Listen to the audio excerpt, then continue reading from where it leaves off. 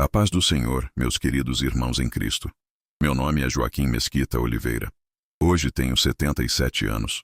Sou pastor aposentado e durante a maior parte da minha vida servi ao Senhor em igrejas do interior. Os vizinhos aqui me conhecem como o pastor que sempre teve um sorriso tranquilo, que cumprimentava todo mundo na rua, que parava para conversar sobre o tempo ou sobre a colheita. Mas poucos sabem que esse sorriso custou muitos anos de luta interna, de dor guardada, de feridas que eu escondia até de mim mesmo. Estou sentado aqui na varanda da minha casa, ouvindo o vento balançar as folhas da goiabeira que plantei há mais de 10 anos. O cheiro da terra molhada depois da chuva da manhã me acalma. Marta está na cozinha preparando café, como faz todas as tardes. Ouço o barulho das xícaras batendo levemente contra os pires, o som familiar que me acompanha há mais de 50 anos de casamento.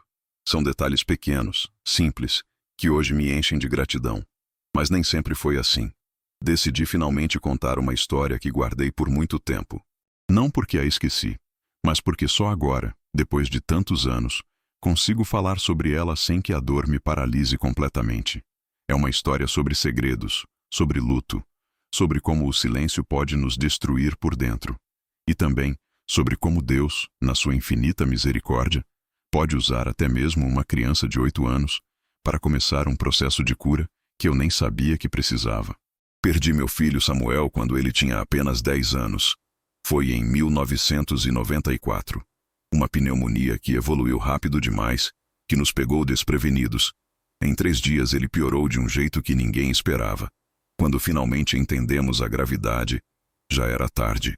Samuel se foi numa noite de hospital, cercado por médicos apressados e máquinas barulhentas que não conseguiram salvá-lo.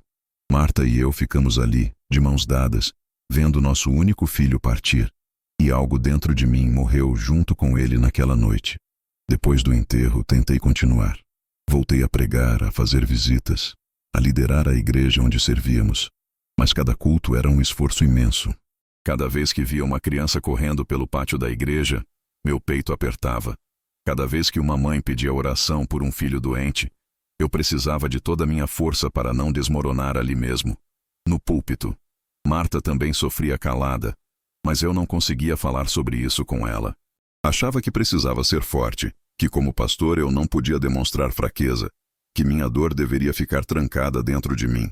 2 anos depois da morte de Samuel, em 1996, tomei uma decisão que parecia necessária na época. Saímos de São Paulo e nos mudamos para uma cidade pequena no interior do Paraná. Deixamos para trás a casa onde Samuel cresceu, o quarto dele, os amigos que conheciam nossa história, a igreja que nos acompanhou no luto. Eu disse a todo mundo que era um chamado de Deus, uma nova oportunidade de ministério. E talvez fosse, de certa forma. Mas no fundo, eu estava fugindo. Fugindo das memórias que me sufocavam, das paredes que ecoavam a risada do meu filho, dos lugares que me lembravam constantemente do que eu tinha perdido. A nova igreja nos recebeu com carinho. Ninguém sabia muito sobre nosso passado. Eu evitava o assunto, mudava de conversa quando alguém perguntava sobre família. Marta fazia o mesmo. Criamos uma espécie de redoma de silêncio ao redor da memória de Samuel. Não era por vergonha dele, nunca foi isso. Era autopreservação.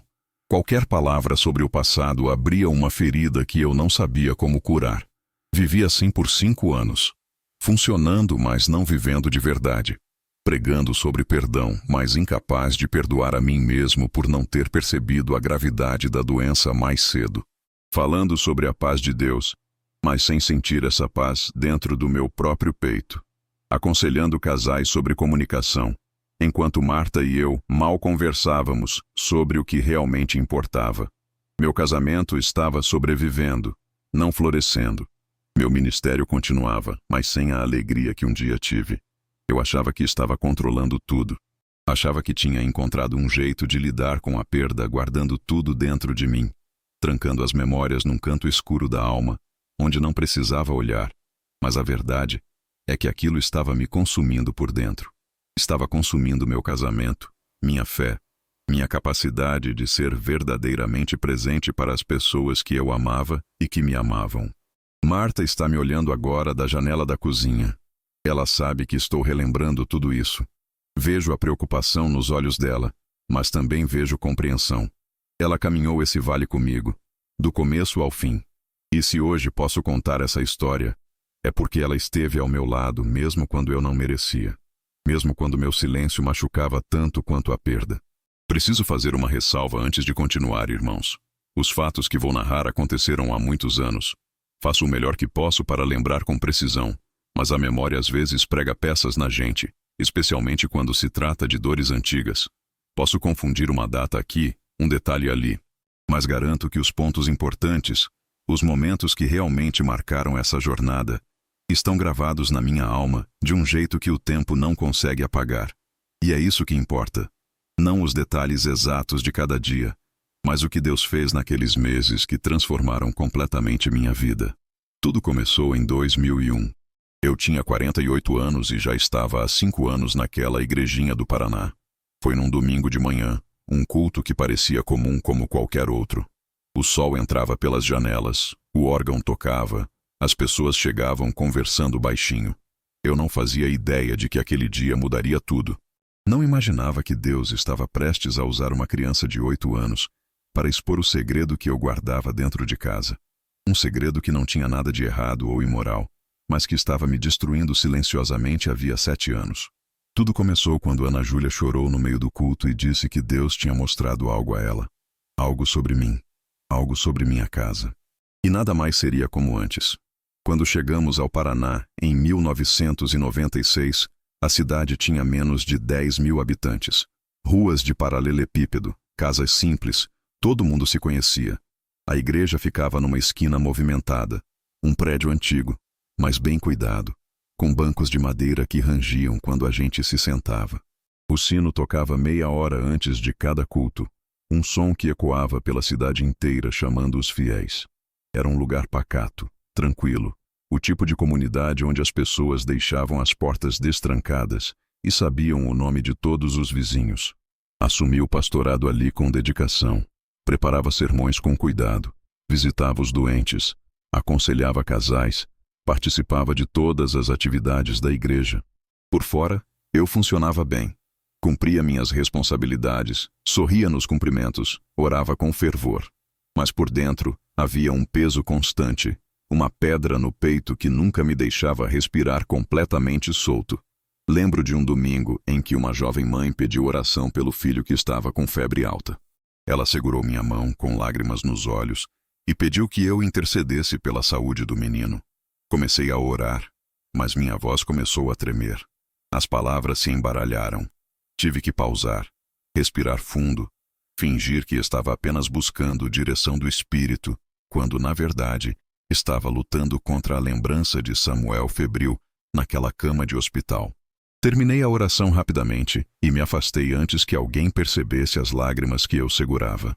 Em outra ocasião, durante um chá da tarde no pátio da igreja, vi uma criança brincando com um carrinho de brinquedo embaixo da mangueira. O menino devia ter uns 9 ou 10 anos. Ele fazia barulhos de motor, empurrava o carrinho pela terra, completamente absorto na brincadeira. Era exatamente o tipo de coisa que Samuel fazia. Fiquei ali parado, observando, até que Marta tocou meu braço suavemente e disse que precisávamos ir. Ela sabia.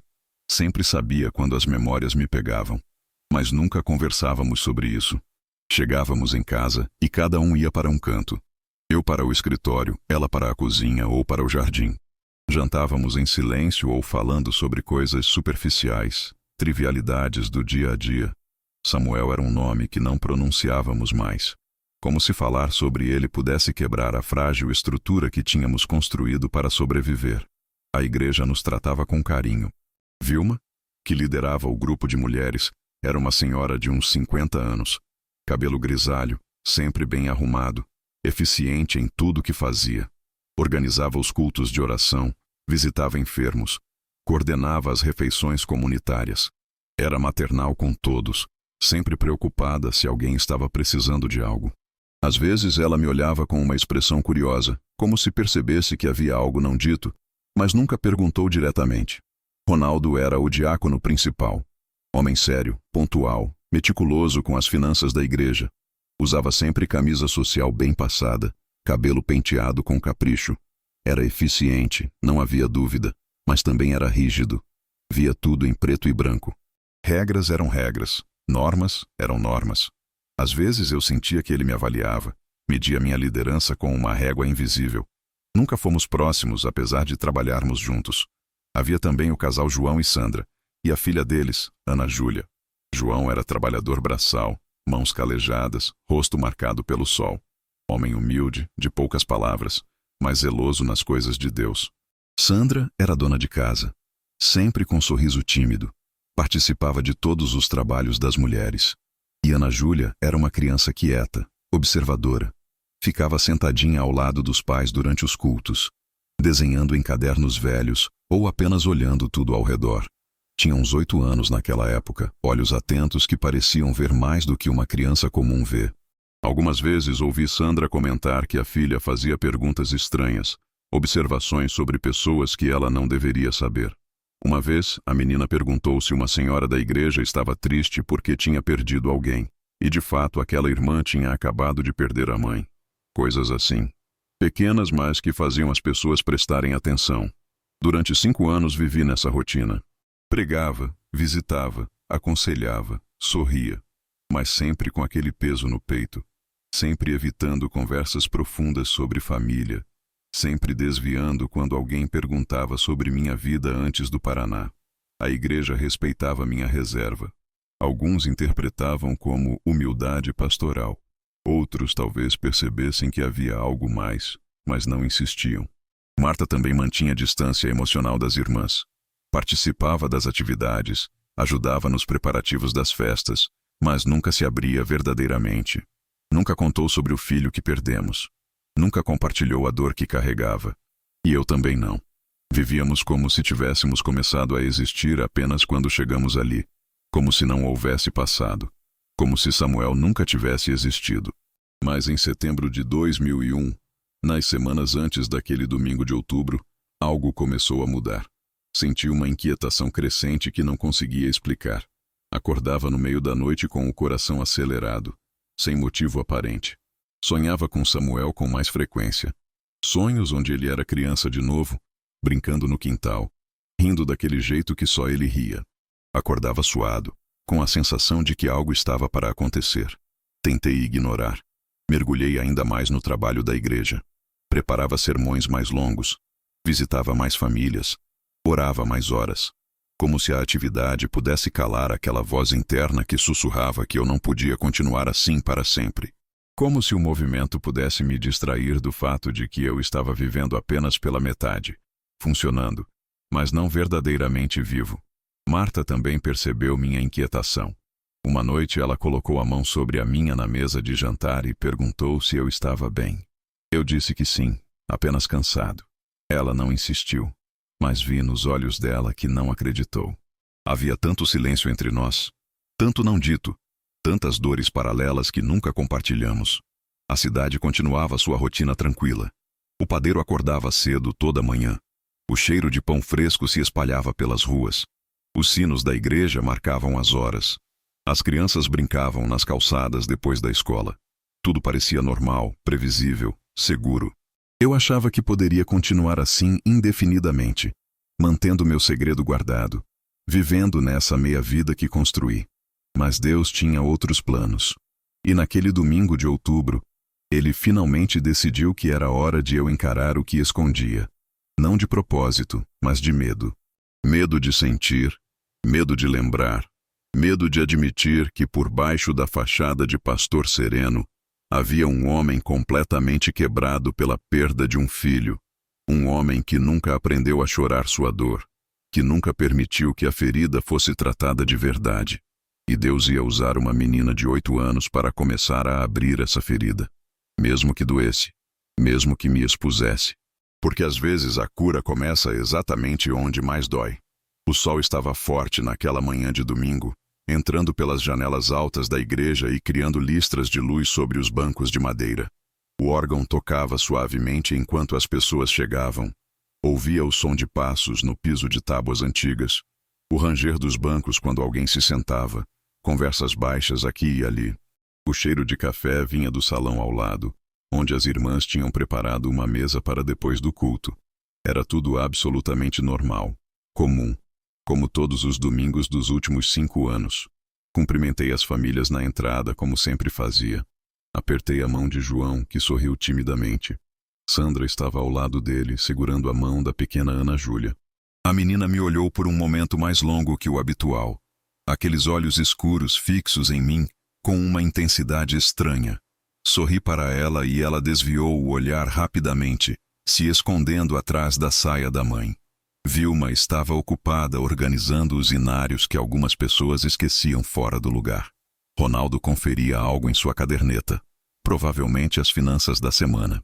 Dona Eunice, uma senhora que frequentava a igreja havia décadas, estava sentada em seu lugar habitual, no terceiro banco à esquerda.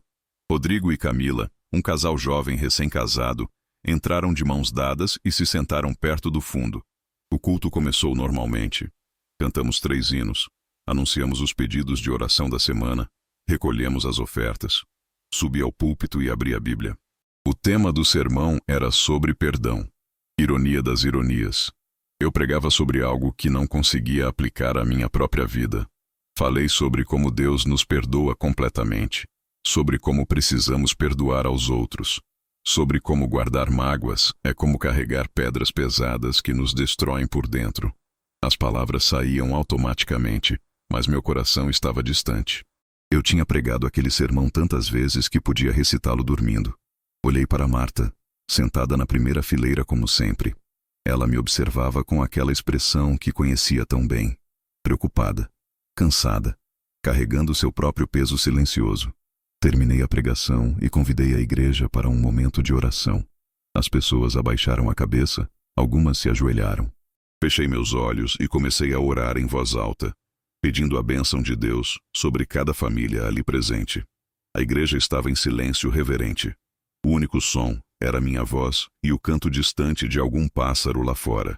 E então ouvi um choro contido. Abri os olhos e procurei de onde vinha o som. Era Ana Júlia. A menina estava chorando baixinho, os ombros pequenos tremendo. João e Sandra pareciam confusos, se inclinando para ela, sussurrando perguntas que não conseguia ouvir. Mas Ana Júlia não respondia aos pais. Ela apenas chorava, os olhos fixos em mim. E então ela se levantou. O banco rangeu quando ela saiu. Todos começaram a abrir os olhos, se virando para ver o que estava acontecendo. Ana Júlia caminhou pelo corredor central, devagar, ainda chorando. Seus passos pequenos ecoavam no silêncio absoluto que tomou conta da igreja. Ninguém se movia, ninguém falava. Todos apenas observavam aquela criança de 8 anos caminhando em direção ao púlpito. Ela subiu os 3 degraus, um de cada vez. Ficou na minha frente. Sem pedir licença, sem hesitar, ela segurou minha mão. Suas mãos pequenas estavam quentes, úmidas de suor. Ela olhou para mim com aqueles olhos cheios de lágrimas e disse, com voz trêmula, mas clara o suficiente para todos ouvirem: Pastor, Deus mostrou para mim que o Senhor guarda um segredo muito triste dentro da sua casa, e esse segredo está pedindo para ser visto. Senti o sangue gelar nas minhas veias. Meu coração disparou. Olhei para Marta e vi que ela tinha ficado branca, os olhos arregalados. Olhei para a congregação e vi expressões de confusão, preocupação, curiosidade. João e Sandra estavam de pé agora, sem saber se deveriam buscar a filha ou deixá-la ali. Tentei falar, mas minha garganta estava fechada. Tentei sorrir, fazer algum gesto que acalmasse todo mundo, mas minha mão tremia visivelmente. Ana Júlia continuou segurando minha mão, olhando para mim com uma compaixão estranha para uma criança tão pequena. Ronaldo me observava com uma expressão que não consegui decifrar. Ceticismo, talvez, ou desconfiança. Vilma tinha se levantado e sussurrava palavras de conforto para alguém ao seu lado. Dona Eunice tinha a mão sobre o peito, os olhos marejados, como se algo profundo tivesse sido tocado nela também. Finalmente consegui falar. Minha voz saiu rouca, trêmula. Disse que estava tudo bem, que era apenas um mal-entendido, que não havia nada de errado. Mas mesmo enquanto falava, sabia que ninguém estava acreditando. Minha reação dizia tudo. O jeito que meu corpo inteiro estava tenso, o jeito que evitava olhar diretamente para qualquer pessoa. Foi quando Vilma se levantou completamente e disse com voz gentil, mas firme: Pastor, se há algo que precise de oração em sua casa, podemos ir juntos orar. Não para julgar, mas para acompanhar. Vários membros concordaram imediatamente. Sim, pastor. Estamos com o Senhor. Podemos ir orar. O que for necessário. Vozes se sobrepondo, oferecendo apoio, mas cada palavra era como um peso a mais no meu peito. Ronaldo interveio com seu tom sempre formal. É responsabilidade da liderança verificar qualquer situação que possa afetar a congregação. Devemos ir, pastor. Senti uma mistura violenta de emoções. Vergonha por estar sendo exposto assim, diante de todos. Medo do que eles iam descobrir. Raiva de Ana Júlia por ter dito aquilo, mesmo sabendo que ela era apenas uma criança inocente. E estranhamente, muito estranhamente, um lampejo de alívio. Como se algo, no fundo da minha alma, soubesse que aquele momento tinha que chegar. Que eu não poderia continuar carregando aquilo sozinho para sempre. Olhei para Marta. Ela tinha se aproximado, subido os degraus do púlpito. Tocou meu braço suavemente. Seus olhos estavam cheios de lágrimas, mas ela assentiu. Um movimento quase imperceptível da cabeça, como se dissesse: talvez seja a hora, Joaquim. Talvez seja a hora de parar de fugir. Com a voz embargada, concordei. Vilma começou a organizar rapidamente quem iria. Ela mesma, é claro. Ronaldo, representando a liderança. João, Sandra e Ana Júlia, já que a menina tinha sido o instrumento dessa revelação. Dona Eunice, que já estava chorando silenciosamente. Rodrigo e Camila, o casal jovem. Mais 3 ou 4 membros que se ofereceram. Descemos do púlpito em silêncio. A igreja inteira nos observava. Alguns com preocupação genuína, outros com curiosidade mal disfarçada. Saímos pela porta principal. O sol lá fora estava ainda mais forte, quente demais para aquela hora da manhã. Comecei a caminhar em direção à minha casa. A comitiva me seguia. E assim, cercado por pessoas que me amavam, mas que não conheciam minha dor, caminhei de volta para casa sabendo que nada mais seria como antes. Sabendo que a porta que eu mantive trancada por 5 anos estava prestes a ser aberta. E sabendo que o que estava atrás daquela porta ia mudar tudo. A caminhada da igreja até minha casa não passava de 5 quadras. 5 quadras que percorri centenas de vezes nesses anos todos. Mas naquele domingo, cada passo parecia durar uma eternidade. O sol batia forte nas minhas costas. O calor do asfalto subia pelas solas dos sapatos. Ouvia o som dos nossos passos no paralelepípedo irregular, o arrastar de sandálias, o pisar firme das botas de João. Alguém tossiu atrás de mim. Outro respirava pesado, acelerado. Marta caminhava ao meu lado, em silêncio absoluto. Olhei de relance e vi que ela tremia levemente. As mãos dela estavam entrelaçadas na frente do corpo, os dedos brancos de tanta força.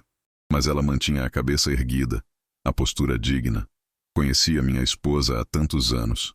Sabia que por dentro ela estava tão apavorada quanto eu, porque nós dois sabíamos exatamente o que aquela comitiva ia encontrar. Não havia mistério, não havia pecado escondido, não havia nada imoral. Mas havia algo que nenhum de nós conseguia enfrentar havia 5 anos. Algo que trancamos e fingimos que não existia. Vilma tentou quebrar o silêncio pesado que nos envolvia. Disse algo sobre o clima estar agradável para outubro, sobre como não tinha chovido durante a semana. A voz dela soou forçada, artificial. Ninguém respondeu. A tentativa de normalidade morreu ali mesmo. João caminhava ao lado de Sandra, segurando a mão da filha. Ana Júlia não chorava mais, mas seus olhos ainda estavam vermelhos. Ouvi João perguntar baixinho se ela estava bem, se queria voltar para casa. A menina balançou a cabeça e disse algo que me gelou por dentro.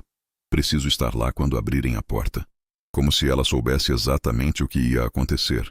Ronaldo estava um passo atrás de todos nós. Virei a cabeça rapidamente e o vi observando tudo com aquele olhar analítico dele. Não era olhar de compaixão, era olhar de avaliação. Como se estivesse medindo a situação, calculando, já formando conclusões. Senti raiva dele naquele momento. Raiva por ele estar ali não por amor, mas por dever. Por responsabilidade de liderança. Por controle. Rodrigo sussurrou algo para Camila. Não conseguia ouvir direito, mas a voz dele tinha um tom de desconforto. Camila respondeu baixo, mas com firmeza. Percebi pelo canto do olho que ela segurou o braço dele com força, como se dissesse para ele se controlar. Dona Eunice caminhava devagar, alguns passos atrás. Quando olhei para ela, Vi lágrimas escorrendo silenciosamente pelo rosto enrugado. Ela não fazia barulho, não soluçava, apenas chorava. Estranhei. Como ela podia estar chorando se ainda nem sabíamos o que havia na minha casa? Mas não perguntei. Não tinha força para perguntar nada naquele momento. Viramos na esquina da minha rua. Minha casa estava a 3 portas de distância. Uma casa simples, pintada de branco com detalhes azuis. Cerca baixa de madeira na frente. Um pequeno jardim onde Marta plantava rosas. Parecia tão pacífica vista de fora, tão normal. Ninguém podia imaginar o que guardávamos dentro daquelas paredes. Parei na frente do portão. Minha mão estava na trava, mas não conseguia puxá-la. Foi quando senti a mão de Marta sobre a minha. Um toque leve, quente. Olhei para ela e vi nos seus olhos uma mistura de medo e algo mais. Resignação, talvez. Ou aceitação. Como se ela também soubesse que tinha chegado a hora, que não dávamos mais conta de carregar aquilo sozinhos. Abri o portão. A madeira rangeu. Subimos os 3 degraus da varanda. Tirei a chave do bolso, mas minhas mãos tremiam tanto que demorei para conseguir encaixá-la na fechadura. Finalmente a porta se abriu. O cheiro familiar da casa me envolveu. Café passado pela manhã, o sabão que Marta usava no chão, um toque leve de lavanda que ela colocava nos armários. Entrem, por favor. Minha voz saiu rouca, quase inaudível. A comitiva entrou devagar, olhando ao redor. A sala estava impecável, como sempre. Sofá arrumado com almofadas bordadas, a Bíblia grande sobre a mesinha de centro, cortinas limpas balançando levemente com a brisa que entrava pela janela. Nada fora do lugar, nada estranho. Alguns membros se entreolharam, confusos. O que exatamente estavam esperando encontrar? Vilma sugeriu que fizéssemos oração em cada cômodo, como era costume em algumas visitas pastorais. Uma forma de consagrar os espaços, de pedir a bênção de Deus sobre cada ambiente. Concordei porque não sabia o que mais fazer. Levei o grupo pela sala, onde oramos brevemente. Depois pela cozinha, onde tudo também estava perfeitamente normal. Panelas no lugar, mesa limpa, o cheiro leve de alho e cebola que sempre fica depois do almoço. Seguimos para meu escritório. Estantes cheias de livros. Minha mesa de trabalho com papéis organizados. A cadeira velha que rangava quando eu me sentava. Oramos ali também. Alguns membros começavam a parecer ainda mais confusos. Rodrigo cochichou algo que soou como questionamento. Será que entendemos errado o que a menina disse? Voltamos para o corredor. E foi quando Sandra, a mãe de Ana Júlia, perguntou com voz hesitante: Pastor, e aquela porta ali no final do corredor? Meu coração disparou. Literalmente senti ele bater tão forte que achei que todos podiam ouvir. Marta prendeu a respiração ao meu lado. Seus dedos apertaram meu braço com força. Aquele corredor. Eu evitava passar por ele. Criava rotas alternativas pela casa só para não ter que olhar para aquela porta. Marta fazia o mesmo. Às vezes, quando precisávamos pegar algo no armário que ficava perto dali, um de nós ia correndo, pegava o que precisava e saía rapidamente, sem olhar diretamente para a porta. Todos me olhavam esperando resposta. Tentei dizer que era só um quarto de despejo, que não tinha nada importante ali. Mas minha voz falhou no meio da frase. E todos perceberam. Perceberam pela minha hesitação, pelo jeito que desviei o olhar, pelo modo como Marta começou a chorar baixinho ao meu lado. Vilma deu um passo à frente, gentil, mas firme. Pastor, podemos orar lá também. Pelo que houver lá dentro. Não consegui mais fugir. Caminhei devagar pelo corredor, sentindo as pernas pesadas como chumbo. Cada passo era um esforço imenso. A comitiva me seguia em silêncio respeitoso. Cheguei na frente da porta. Uma porta simples, de madeira pintada de branco, com uma maçaneta prateada que não era girada havia 5 anos. Levei a mão ao bolso e tirei o chaveiro. A chave daquela porta estava ali, presa junto com as outras chaves que usava todos os dias. Carregava aquela chave para todo lugar, como se ao mantê-la comigo eu mantivesse algum controle sobre o que estava trancado ali dentro, como se enquanto a porta permanecesse fechada, eu pudesse fingir que aquilo não existia. Marta estava ao meu lado, pálida, segurando forte minha mão livre. Ronaldo observava com expressão neutra, mas atenta. Vilma e os outros membros esperavam respeitosamente. E então Ana Júlia se aproximou.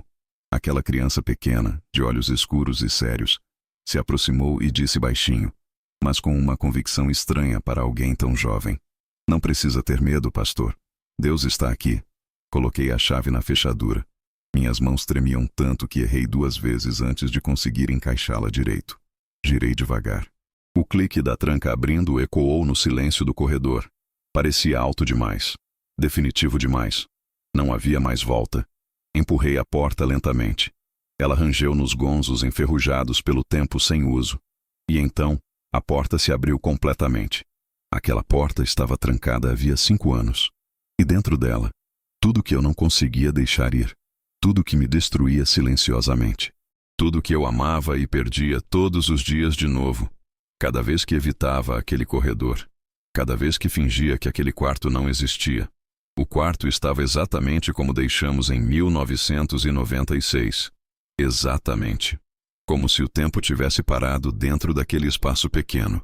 A luz do sol entrava pela janela fechada, iluminando a poeira que dançava no ar parado. Havia um cheiro de mofo leve misturado com algo mais. Memória, talvez. Ou saudade tornada física. A cama de solteiro estava arrumada com cuidado. O cobertor do Snoopy, aquele que Samuel pedia para usar mesmo no calor porque amava o desenho do cachorrinho deitado em cima da casinha vermelha. As dobras do tecido ainda mostravam onde Marta o arrumou pela última vez, antes de fecharmos tudo e virmos embora. Na cabeceira, encostado no travesseiro, estava o ursinho de pelúcia marrom, gasto pelo tempo e pelo amor de uma criança que o abraçava toda noite antes de dormir. A escrivaninha pequena ainda tinha cadernos escolares empilhados. Conseguia ver as capas coloridas, os adesivos que Samuel colava, a letra infantil escrevendo seu nome. Samuel Oliveira. 3º ano. Nas prateleiras acima da mesa, brinquedos organizados como ele gostava de deixar. Carrinhos enfileirados por tamanho. Blocos de montar ainda montados formando uma torre torta. Alguns livros infantis com lombadas coloridas. Na parede, desenhos colados com fita adesiva amarelada pelo tempo. Um sol amarelo enorme com raios em todas as direções. Uma casa com chaminé soltando fumaça. Flores no jardim. Nuvens brancas no céu azul. E um desenho que me partiu completamente quando vi. Uma família de palitinhos. 3 pessoas de mãos dadas. Embaixo, com letra caprichada de criança, estava escrito: Papai, Mamãe e eu. No canto do quarto, uma caixa aberta mostrava roupas pequenas dobradas. Camisetas, calças, um casaco de frio azul.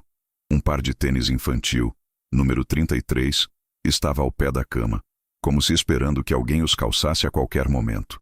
Não havia nada de errado ali. Nada de assustador. Nada de sobrenatural ou pecaminoso. Apenas a presença esmagadora de uma ausência.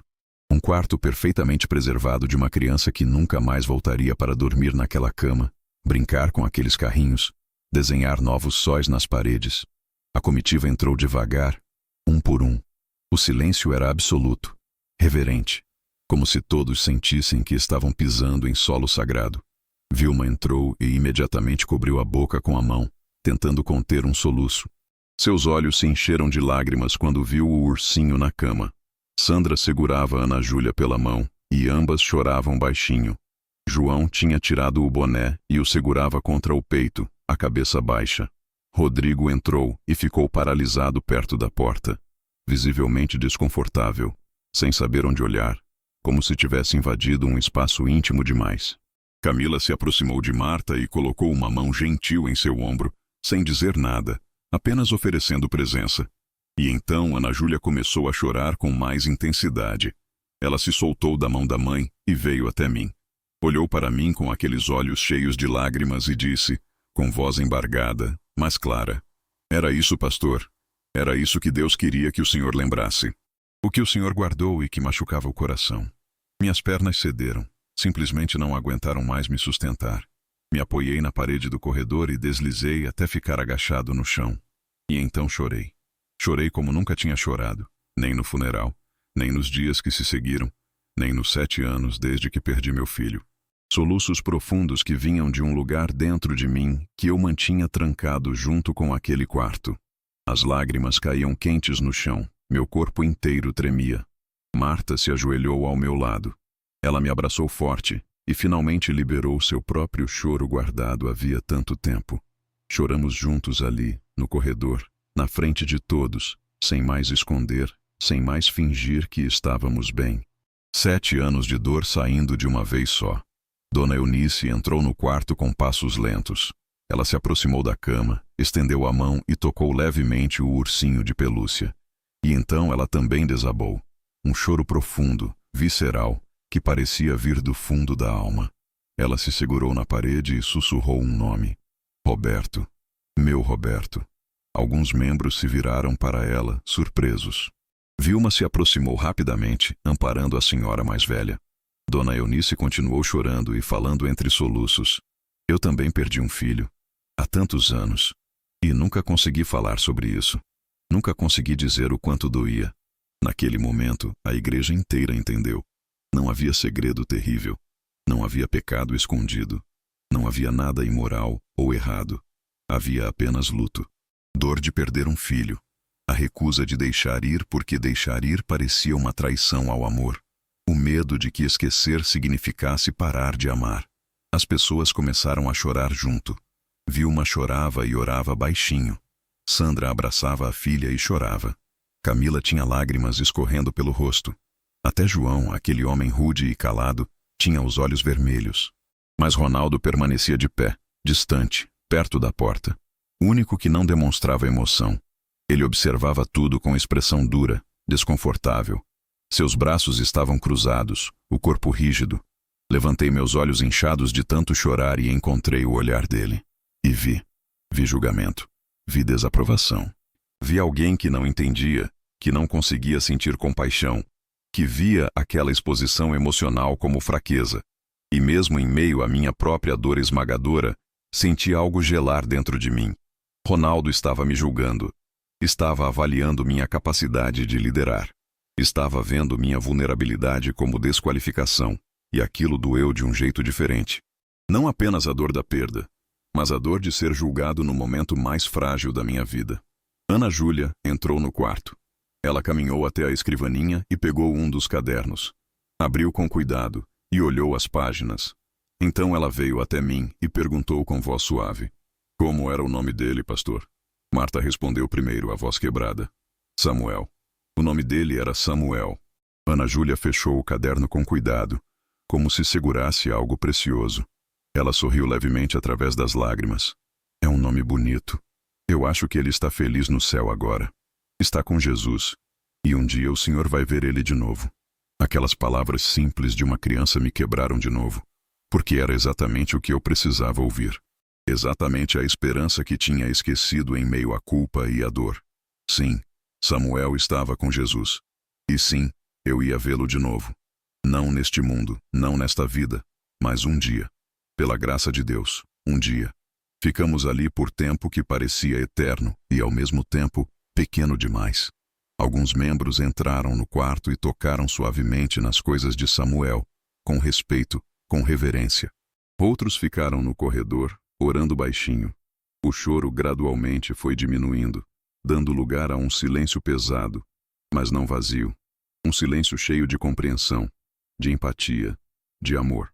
Naquele dia, percebi que meu segredo nunca foi realmente segredo. Era uma ferida que sangrava silenciosamente havia 7 anos. Todos ao meu redor provavelmente percebiam que algo estava errado, que eu carregava algo pesado, que havia dor não resolvida. Mas ninguém sabia o que era. E eu tinha medo demais de mostrar. Medo de ser julgado. Medo de ser visto como fraco. Medo de que revelar minha vulnerabilidade me desqualificasse como pastor, como líder, como homem de Deus. Agora a ferida estava exposta à luz. E doía ainda mais. Doía de um jeito cru, intenso, sem a proteção das paredes que construía ao redor dela. Mas talvez, apenas talvez, fosse o tipo de dor que precede a cura. A dor que precisa ser sentida completamente antes de poder começar a sarar. A comitiva permaneceu na minha casa por mais de 1 hora depois que abrimos o quarto. Ninguém tinha pressa de ir embora. Era como se todos sentissem que aquele momento era importante demais para ser apressado. Sagrado demais para ser interrompido. No começo, me senti esmagado pela vergonha. Tinha exposto algo tão íntimo, tão profundo, na frente de pessoas da igreja. Tinha chorado publicamente de um jeito que nunca permiti antes. Tinha mostrado minha ferida mais dolorosa, minha incapacidade de superar uma perda, meu fracasso em seguir em frente. Queria que todos fossem embora para que eu pudesse me trancar no quarto e esconder minha vergonha. Mas ao mesmo tempo havia algo diferente. Pela primeira vez em 7 anos, eu não estava sozinho na minha dor. Vilma, sempre prática, organizou tudo rapidamente. Pediu para 2 irmãs irem até a cozinha e prepararem café. Ouviu o barulho de xícaras, de água fervendo, o cheiro reconfortante de café fresco se espalhando pela casa. Outras mulheres arrumaram cadeiras na sala. João e mais 2 homens ficaram de pé perto da porta, quietos, mas presentes. Testemunhas silenciosas de algo que mudaria todos nós. Sandra mantinha Ana Júlia perto dela, abraçada. A menina estava mais calma agora, mas ainda tinha os olhos vermelhos. De vez em quando ela olhava para mim com uma expressão que misturava preocupação e algo mais. Alívio, talvez. Como se ela mesma não entendesse completamente o que tinha desencadeado, mas soubesse que era necessário. Dona Eunice se aproximou devagar. Ela tinha se sentado numa cadeira perto da janela, ainda se recuperando do choque emocional de reviver sua própria perda. Marta e eu estávamos no sofá, de mãos dadas, exaustos. Dona Eunice se ajoelhou na nossa frente com dificuldade, suas articulações antigas estalando levemente. Ela pegou nossas mãos com as dela, mãos enrugadas e calejadas pelo tempo. Pastor, irmã Marta. Sua voz era suave, mas firme. Eu também perdi um filho. Roberto tinha 25 anos quando morreu num acidente de trabalho. Faz mais de 20 anos. E durante todo esse tempo, nunca consegui falar sobre isso. Guardei a dor sozinha, achando que era o que devia fazer. Achando que falar sobre ele ia me destruir completamente. Ela parou, respirou fundo, limpou as lágrimas que voltaram a cair. Mas hoje, vendo aquele quarto, vendo a dor de vocês, eu entendi que não estou sozinha. E vocês também não estão. A dor que só quem perdeu um filho consegue entender de verdade. É uma dor que não tem nome, que não passa nunca completamente. Mas posso dizer uma coisa que aprendi nesses anos todos. Ela apertou nossas mãos com força. O tempo não apaga a saudade, pastor. Não apaga mesmo. Mas pode transformar a dor em algo que não nos destrói mais. Pode transformar em memória que a gente carrega com carinho, não apenas com sofrimento. Aquelas palavras de Dona Eunice criaram uma ponte entre nós 3. Uma conexão profunda que só existe entre pessoas que caminharam pelo mesmo vale escuro. Choramos juntos de novo. Mas dessa vez não era apenas choro de dor. Era choro de reconhecimento, de não estar sozinho, de finalmente poder compartilhar um peso que carregávamos solitariamente. E então Marta fez algo que me chocou completamente. Ela começou a falar. Pela primeira vez desde a morte de Samuel, minha esposa falou abertamente sobre o que sentia. Sua voz tremia, mas ela continuou. Eu nunca contei isso para ninguém, nem para o Joaquim. Ela olhou para mim com os olhos cheios de culpa. No segundo dia, quando Samuel estava com febre, eu percebi que ele estava piorando. Eu queria ir para o hospital, mas você disse que era melhor esperar mais um dia para ver se melhorava. E eu não insisti. Eu não forcei. Eu cedi. E quando ele morreu, eu nunca consegui me perdoar por isso. Por não ter insistido mais. Por não ter contrariado você e levado ele de qualquer jeito.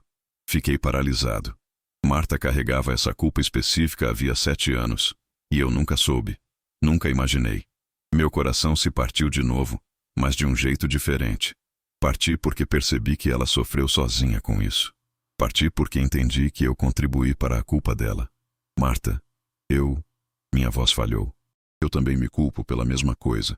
Eu era o homem da casa, o pastor, aquele que deveria tomar decisões sábias. E eu decidi esperar. Eu fiz essa escolha. E matei nosso filho com minha hesitação. Não. Marta segurou meu rosto com as 2 mãos.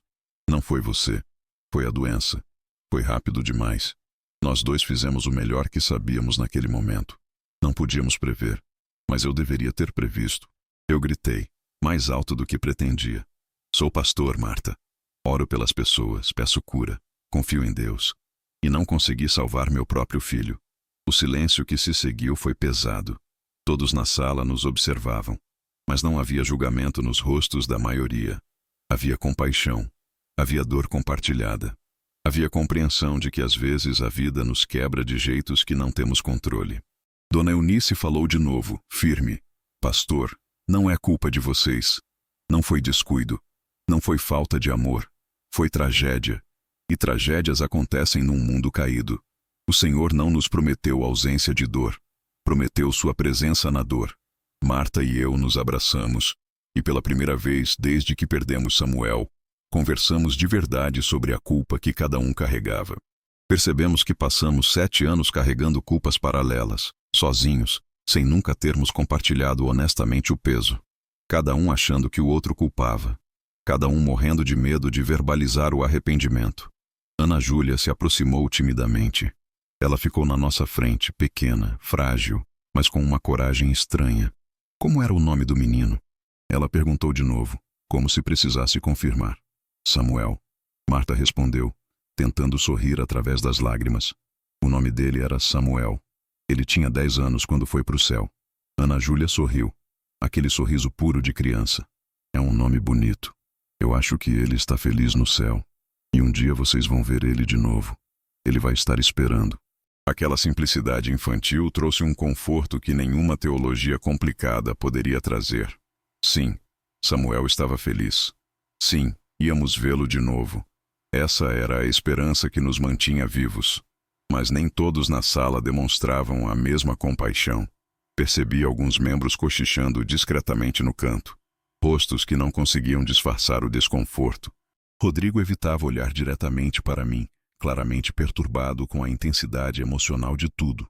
Ele sussurrou algo para Camila que não conseguia ouvir completamente, mas captei palavras soltas. Isso é demais. Não sei se...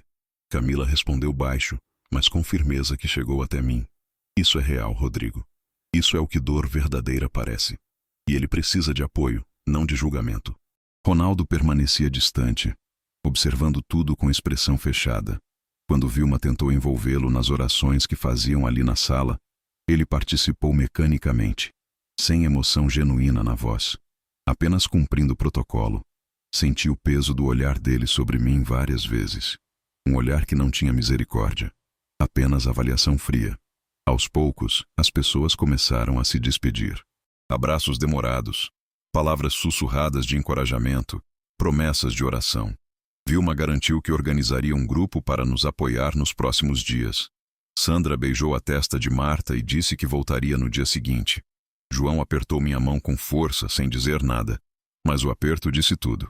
Quando finalmente todos foram embora, Marta e eu ficamos sentados na sala, em silêncio. A casa estava quieta de novo, mas era um silêncio diferente. Não era mais o silêncio pesado de segredos guardados. Era o silêncio exausto de quem finalmente colocou para fora algo que estava envenenando por dentro. Olhei para o corredor que levava ao quarto de Samuel. A porta ainda estava aberta. Pela primeira vez em 5 anos, aquela porta estava aberta.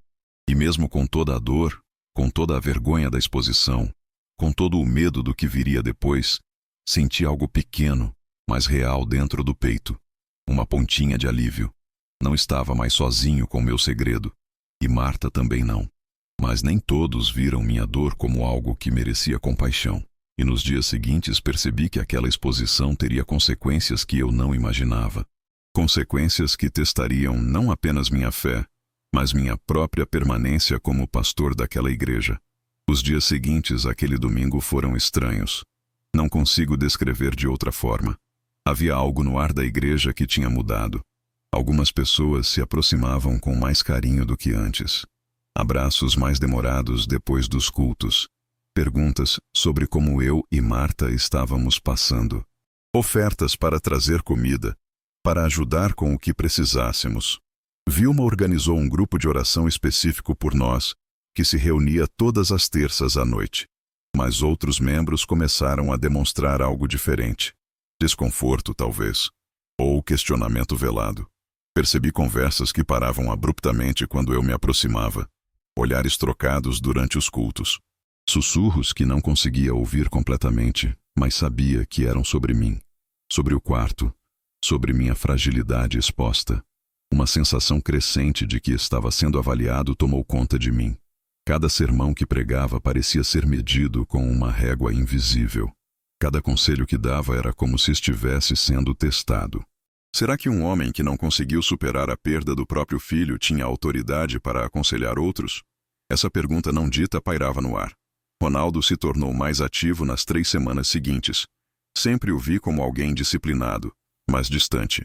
Agora ele parecia estar em todos os lugares, conversando com diáconos depois das reuniões, visitando famílias durante a semana, reunindo-se com membros influentes da igreja em suas casas. Descobri depois, através de Vilma, que me contou preocupada, o que Ronaldo estava fazendo. Ele agendava conversas particulares, sempre escolhendo pessoas que valorizavam ordem e estrutura.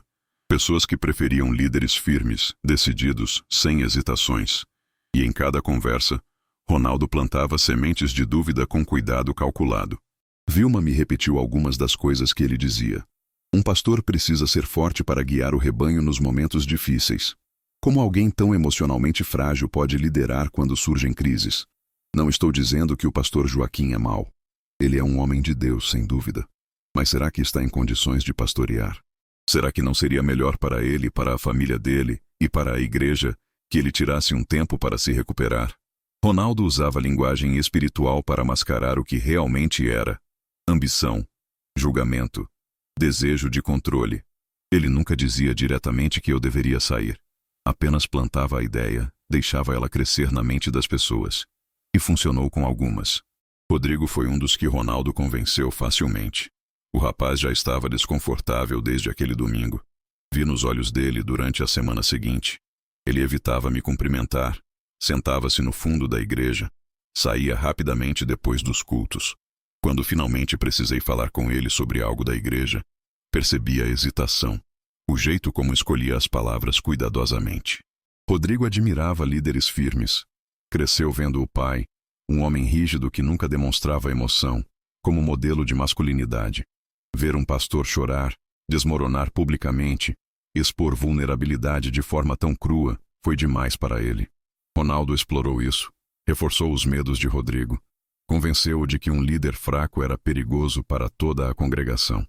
Isso gerou uma crise profunda no casamento dele. Camila me procurou uma tarde, chorando, dizendo que não reconhecia mais o marido.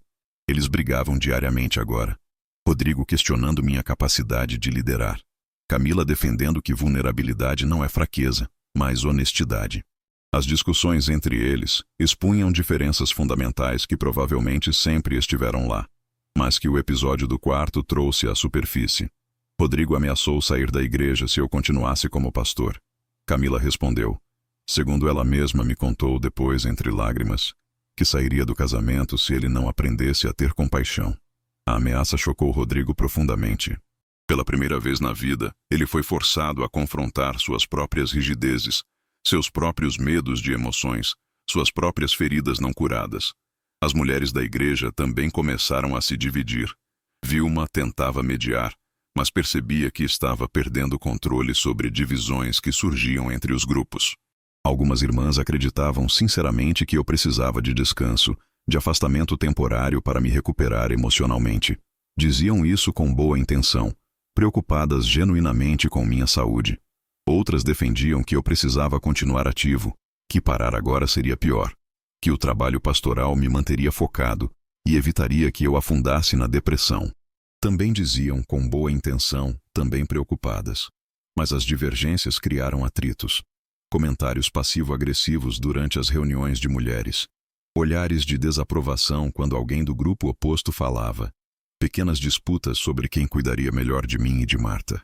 Era como se minha dor tivesse se tornado um campo de batalha para visões diferentes sobre cuidado e liderança.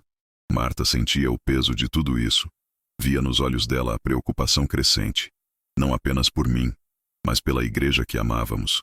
Uma noite, deitados na cama sem conseguir dormir, ela segurou minha mão e disse baixinho que talvez precisássemos considerar sair, recomeçar em outro lugar, deixar aquela igreja antes que a divisão destruísse a todos. Mas algo dentro de mim resistia. Fugir de novo? Mudar de cidade de novo? Começar de novo em outro lugar onde ninguém me conhecesse? Já tinha feito isso uma vez, e não resolveu nada. Apenas adiou o confronto com minha própria dor. Foi durante esse período de tensão crescente que algo inesperado aconteceu. A história do pastor que guardava o quarto do filho falecido se espalhou pela cidade. Em comunidades pequenas, notícias circulam rápido. E essa história tinha todos os elementos que fazem as pessoas comentarem. Drama, emoção, segredo revelado. Celso ouviu sobre o episódio através de conhecidos na cidade. Celso era um homem que frequentou a igreja anos antes, muito antes de eu chegar.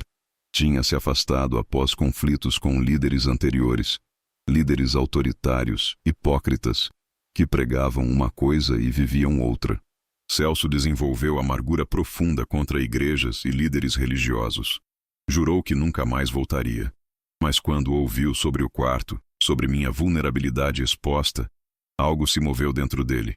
Pela primeira vez, ele viu um líder religioso sendo genuinamente humano, não fingindo perfeição, não escondendo falhas, apenas sendo real, quebrado, verdadeiro. Num domingo, ele apareceu. Entrou discretamente e se sentou no último banco, no canto, como se estivesse pronto para sair correndo a qualquer momento. Vi ele ali. Reconheci o rosto de fotos antigas que membros antigos tinham me mostrado. Meu coração acelerou. Não sabia o que esperar. Preguei aquele domingo sobre graça, sobre como Deus nos ama, não apesar de nossas fraquezas, mas através delas. Sobre como vulnerabilidade pode ser porta para a cura, não apenas nossa, mas de outros também. Enquanto falava, olhei para Celso várias vezes. Ele me observava com atenção intensa, sem desviar o olhar. Após o culto, quando já estava me despedindo das últimas pessoas, Celso se aproximou. Ele era alto, pele negra marcada pelo sol, cabelo grisalho, olhos profundos que carregavam anos de mágoa. Estendeu a mão. Eu a apertei. Pastor, eu me afastei desta igreja há anos. Sua voz era grave, pausada. Afastei-me porque só via hipocrisia. Líderes que fingiam ser o que não eram, que escondiam suas sujeiras enquanto julgavam as nossas. Eu jurei que nunca mais voltaria para a igreja nenhuma. Ele parou, respirou fundo, mas ouvi sobre o Senhor, sobre o quarto que guardava, sobre como chorou na frente de todos. E pela primeira vez, pastor, eu vi verdade. Vi um homem de Deus sendo genuinamente humano. E isso me trouxe de volta. Eu quero voltar, se o Senhor me aceitar. Aquelas palavras me impactaram profundamente. Minha vulnerabilidade, que alguns viam como fraqueza desqualificante, tinha sido exatamente o que trouxe um homem ferido de volta para Deus. Abracei Celso ali mesmo, chorando de novo, mas dessa vez de gratidão. Porém, a divisão na igreja estava clara agora. De um lado, membros compassivos como Celso, Dona Eunice, Vilma, Camila, que reconheciam minha humanidade como força, não fraqueza. De outro, Ronaldo e seus seguidores, defendendo postura institucional, liderança sem emoções, afastamento como solução. Marta percebeu tudo isso. Uma noite, depois de um dia particularmente difícil na igreja, ela se sentou ao meu lado na sala. Segurou minha mão e disse algo que eu temia ouvir, mas sabia que era verdade. Joaquim, abrir a porta não foi suficiente. Você precisa entrar naquele quarto de verdade. Precisa começar a transformá-lo. Não dá mais para deixar tudo como está. Samuel precisa descansar. E nós também. Aquele quarto não pode continuar sendo um santuário de dor. Precisa se tornar um lugar de memória, não de sofrimento. Eu sabia que ela estava certa, mas o medo era imenso. Mexer nas coisas de Samuel parecia uma traição ao amor que sentia por ele. Como se organizar, doar, mudar qualquer coisa fosse admitir que ele realmente se foi, que nunca mais voltaria. Mas Marta insistiu com aquela firmeza gentil que só ela tinha. E no fundo do peito eu sabia. Enfrentar o quarto era o próximo passo. Não apenas abrir a porta e olhar de longe, mas entrar, tocar, sentir, chorar e finalmente começar a deixar ir. Não o amor, nunca o amor, mas a dor que estava me destruindo aos poucos. Escolhi uma tarde de quinta-feira, cerca de um mês após aquele domingo que mudou tudo. Marta tinha ido visitar Dona Eunice. A casa estava silenciosa, apenas o som do relógio na parede da sala marcando os segundos. Fiquei parado na frente da porta do quarto por tempo que pareceu eterno. Minha mão na maçaneta, suando, tremendo. Respirei fundo e entrei. Fechei a porta atrás de mim, como se precisasse daquele momento completamente sozinho, sem possibilidade de fuga. O cheiro me atingiu imediatamente. Mofo leve misturado com algo que só posso chamar de memória, como se o próprio ar guardasse lembranças. Sentei na cama de Samuel. O colchão cedeu sob meu peso com um rangido baixo. Peguei o cobertor do Snoopy entre os dedos. O tecido estava áspero pelo tempo, as cores desbotadas. Samuel amava esse cobertor. Pedia para usar mesmo no verão, mesmo com calor. Dormia abraçado com ele todas as noites. Levantei e fui até a escrivaninha. Abri a primeira gaveta devagar, como se tivesse medo do que encontraria. Cadernos escolares, lápis de cor, uma borracha em forma de cachorro. Peguei um dos cadernos e abri. A letra infantil de Samuel me olhava de volta das páginas amareladas. Letras grandes, caprichadas, algumas tortas. Folheei até encontrar uma redação. O título dizia, Meu Herói. Comecei a ler e as lágrimas vieram antes mesmo de terminar a primeira linha. Meu herói é meu pai. Ele é pastor e ajuda as pessoas. Ele ora pelos doentes e Deus cura. Ele é forte e inteligente. Quando eu crescer, quero ser igual a ele. Desmoronei ali mesmo, sentado na cadeirinha pequena da escrivaninha. Soluços profundos que sacudiam meu corpo inteiro. Como eu era herói dele. Eu que não consegui salvá-lo. Eu que hesitei quando deveria ter agido. Eu que falhei da pior forma possível. Continuei abrindo gavetas. Encontrei desenhos. Tantos desenhos. Samuel desenhando eu e Marta de mãos dadas. Desenhando a igreja. Desenhando o cachorro que ele sempre quis ter. Mas nunca demos. Encontrei bilhetes pequenos escritos com aquela letra cuidadosa. Mamãe, te amo. Papai é o melhor. Deus me ama. Peguei o ursinho de pelúcia da cama. Abracei com força, afundando meu rosto no pelo gasto. E finalmente permiti sentir tudo sem filtros, sem defesas, sem as paredes que construí ao redor da dor. Gritei dentro daquele quarto. Gritei a raiva, a culpa, o desespero que guardei por 7 anos. Soqueei o colchão com os punhos até doer. Chorei como nunca tinha chorado antes. E comecei a falar em voz alta, falando com Samuel como se ele pudesse me ouvir. Eu deveria ter percebido, filho. Deveria ter visto que você estava piorando. Por que eu não te levei para o hospital mais cedo? Por que eu esperei? Eu sou seu pai. Eu deveria ter te protegido. Perdoa o papai, Samuel. Por favor, perdoa o papai. Eu falhei com você. Eu falhei. Não sei quanto tempo passei ali. Talvez meia hora. Talvez 2 horas. O tempo perdeu significado. Estava completamente perdido na dor, afogado nela, sem forças para sair. Foi quando ouvi a porta se abrir. Marta estava ali. Ela tinha voltado e me ouviu gritando. Entrou no quarto, algo que não fazia completamente desde que nos mudamos. Seus olhos vermelhos me disseram que ela também tinha chorado no caminho até ali. Ela se ajoelhou na minha frente. Segurou meu rosto com as 2 mãos. Joaquim, olha para mim. Olhei. Ela também está sofrendo, amor. Eu também carrego culpa. Também acho que falhei. Sentamos juntos na cama de Samuel. E pela primeira vez em anos, Marta falou abertamente sobre cada detalhe daquela semana terrível.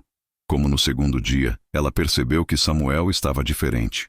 Como sugeriu irmos ao hospital. Como eu disse que era melhor esperar para ver se melhorava.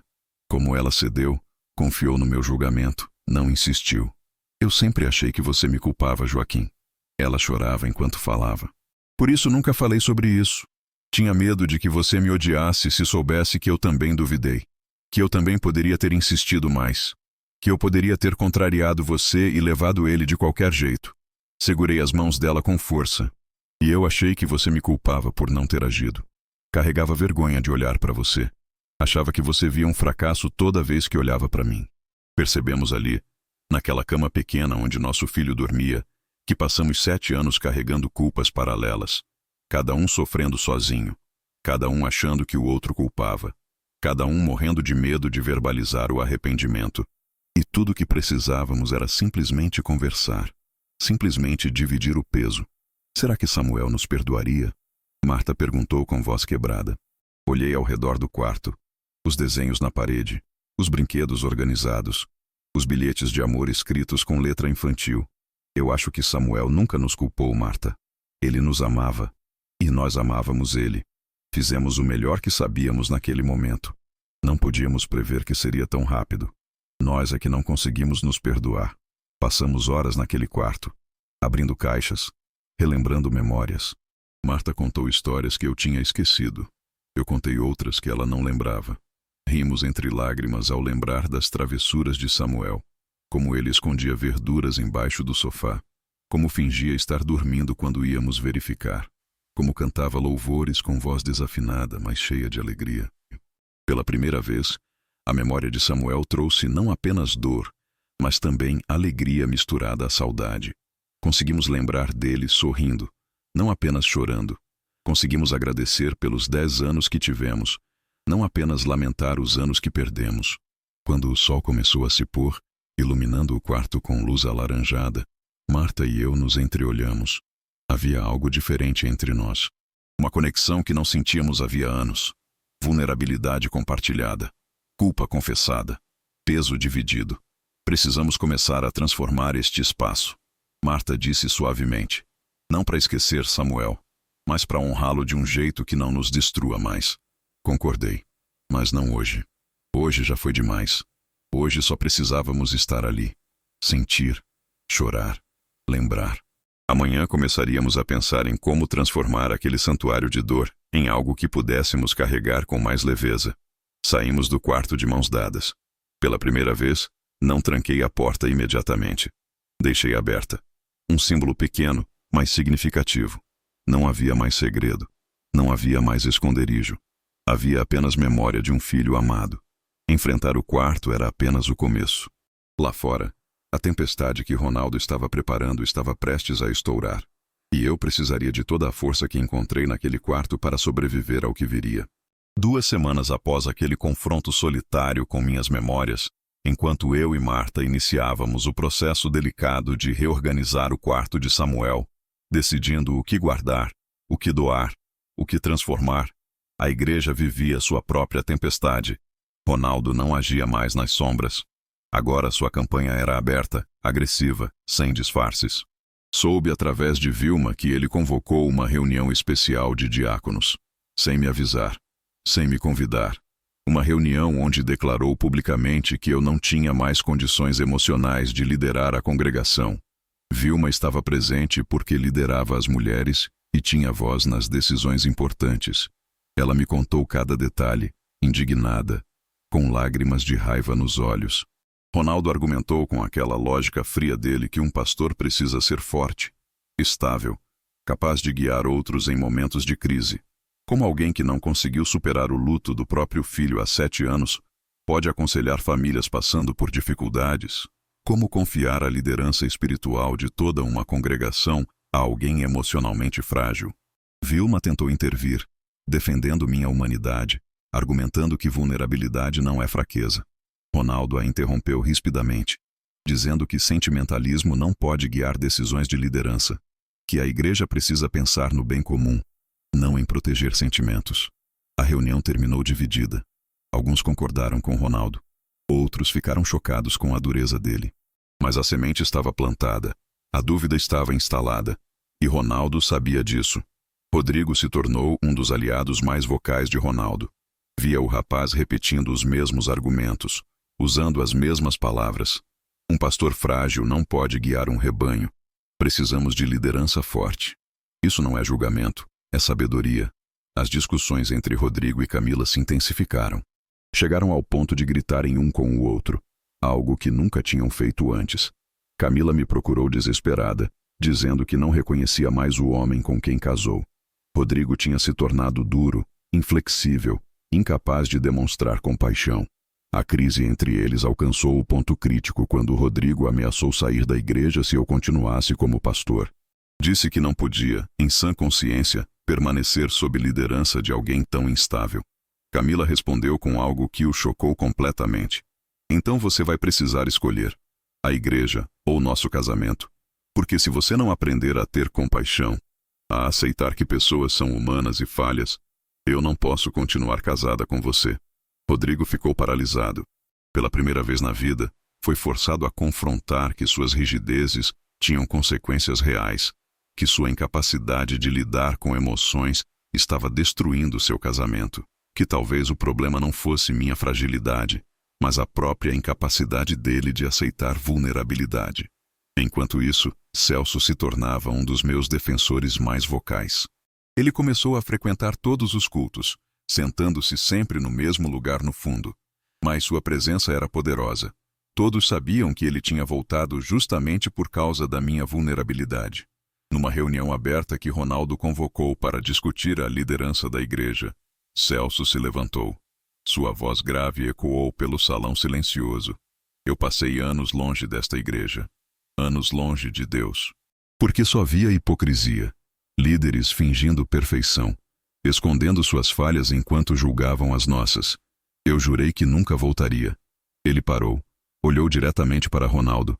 Mas quando ouvi sobre o pastor Joaquim, sobre como ele chorou na frente de todos, sobre como expôs sua dor mais profunda, eu vi algo que nunca tinha visto antes.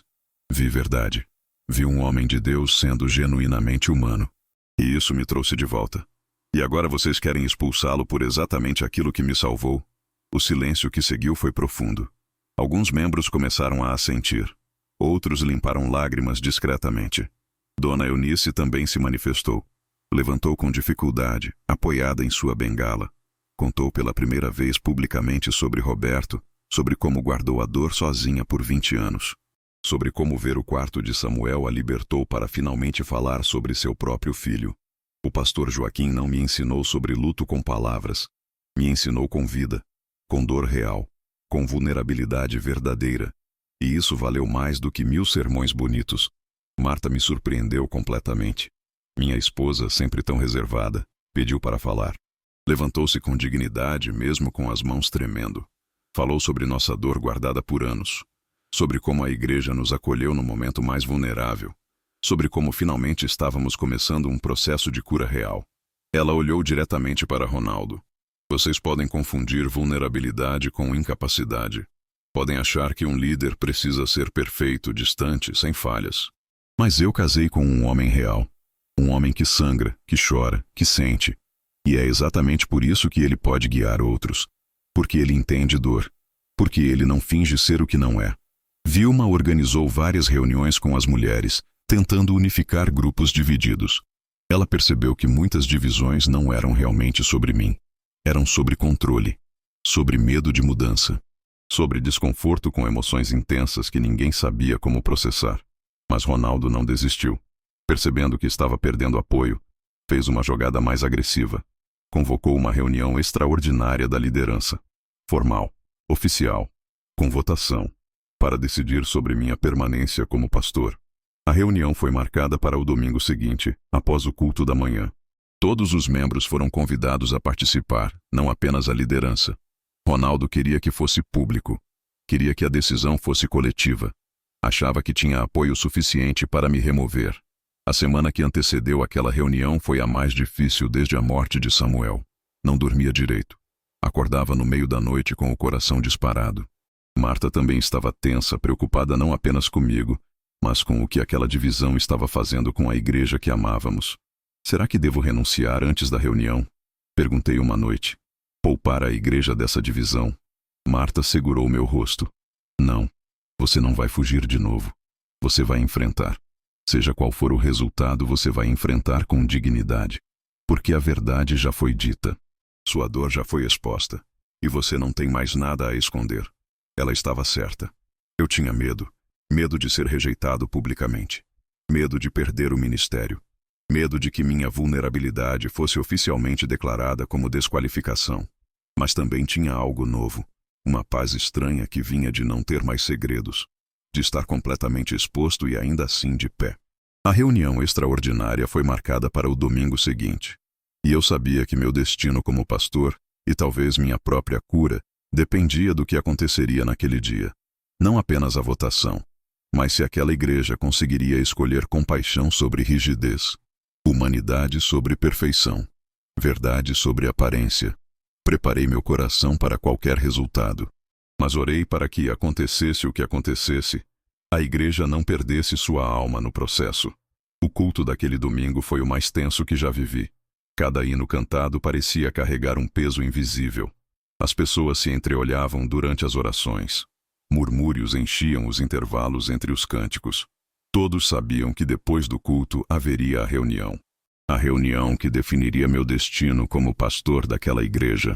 Preguei sobre o bom samaritano, sobre compaixão, sobre como o religioso e o levita passaram longe do homem ferido, mas o samaritano se aproximou. Minha voz estava firme, mas minhas mãos tremiam quando segurava a Bíblia. Marta me observava da primeira fileira, os olhos cheios de preocupação e amor. Vilma cantava os hinos com mais força que o normal, como se quisesse me encorajar através da música. Celso estava no fundo, como sempre, mas dessa vez seu rosto mostrava determinação. Quando terminei o culto e anunciei que teríamos a reunião extraordinária, o clima ficou ainda mais pesado. A sala de reuniões estava lotada. Cadeiras extras foram trazidas. Pessoas ficaram de pé, encostadas nas paredes. A liderança formal estava à frente, mas Ronaldo tinha solicitado que fosse aberta a todos os membros. Ele queria plateia para seu julgamento. Ronaldo tomou a palavra primeiro. Levantou-se com aquela postura ereta dele, sempre tão controlada. Sua voz era firme, sem demonstrar emoção, como se estivesse fazendo um relatório financeiro e não falando sobre o destino de uma pessoa. Irmãos, estamos aqui porque amamos esta igreja. Ele começou olhando ao redor da sala. E porque amamos esta igreja, precisamos tomar decisões difíceis. O pastor Joaquim escondeu informações importantes da congregação por anos. Guardou um quarto trancado, símbolo de um luto não resolvido, sem buscar ajuda pastoral ou psicológica adequada.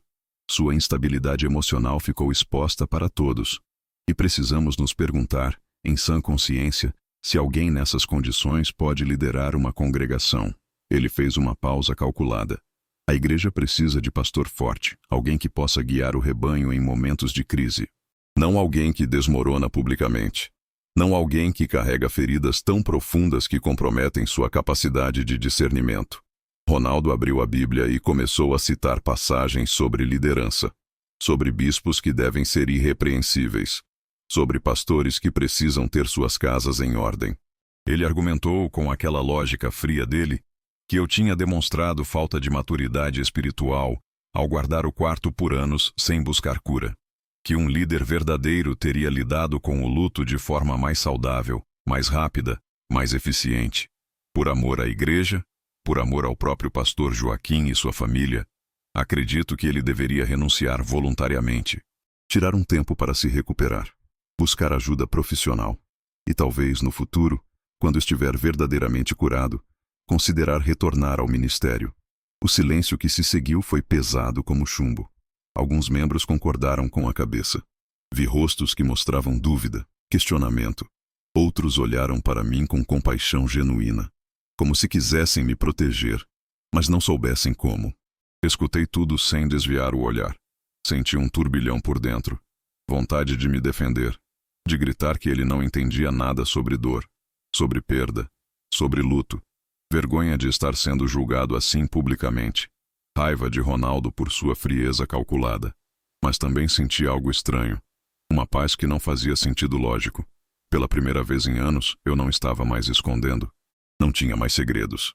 Estava completamente exposto. E, paradoxalmente, isso me libertava. Não havia mais nada que Ronaldo pudesse usar contra mim. A verdade já estava exposta. Marta se levantou. Ela, que sempre foi tão quieta, tão reservada, levantou-se com aquela dignidade serena dela. Sua voz tremia, mas era firme. Posso falar?